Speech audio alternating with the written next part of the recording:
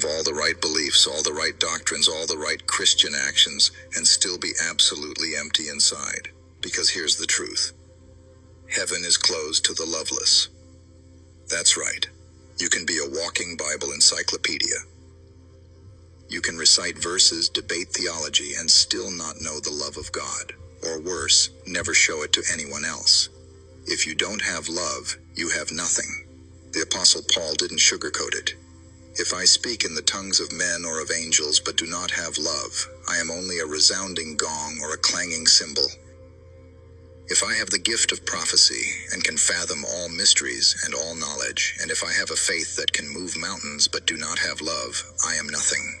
1 Corinthians 13:1-2. Did you hear that? Nothing. All your knowledge, all your good deeds, all your spiritual gifts, without love, it's worthless in God's eyes. Here's the real test. How do you treat people who can do nothing for you? How do you talk about people who annoy you, oppose you, or just rub you the wrong way? How do you act when no one is watching? Let's get even more uncomfortable. Do you love your enemies? Do you love the unlovable? Jesus made it clear. His followers aren't measured by church attendance or religious activity, but by the love they show. By this, everyone will know that you are my disciples, if you love one another. John 13:35. That's the mark, not the fish sticker on your car. Not your Christian playlist, not your Sunday suit. Love is the proof. If it's missing, everything else is a lie.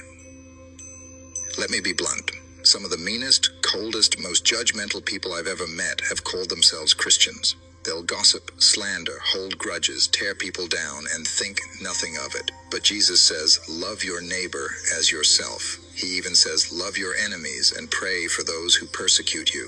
Let me tell you something hard but true. If you refuse to love, you have no part in Christ, no matter what you say or do. John, the disciple Jesus loved, said it straight. Anyone who does not love does not know God, because God is love. 1 John 4:8.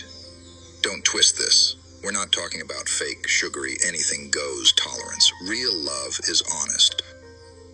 Real love speaks truth.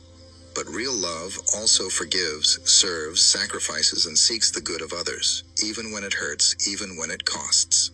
Let's make it practical. Do you serve, or do you expect to be served? Do you hold grudges, or do you forgive quickly? Do you build others up, or do you look for ways to tear them down? Are you generous with your time, your money, your compassion, or do you keep score? Don't fool yourself. If love isn't overflowing from your life, something is desperately wrong. You might know about God, but you don't know Him. You might talk about heaven, but you're not on the path. The world is desperate for real love, God's love, and if we don't have it, we're just noise. Jesus didn't say the world would know us by our opinions or our Facebook rants. He said they'd know us by our love. Heaven is for lovers. Not the world's version, but the kind that lays down its life for others, just like Jesus did for you. Ask yourself, is your heart cold? Do you find it easy to judge and hard to forgive? Are you more passionate about proving a point than loving a person? If you see yourself here, don't just brush it off. Cry out to God. Ask Him to fill you with His love, a love that transforms everything and everyone it touches. Because in the end, loveless people don't enter heaven. Don't let that be you. Next, let's get even more real. There's a group that worships something or someone other than God. And that, too, slams the door of heaven shut. Section 5. The Idolaters.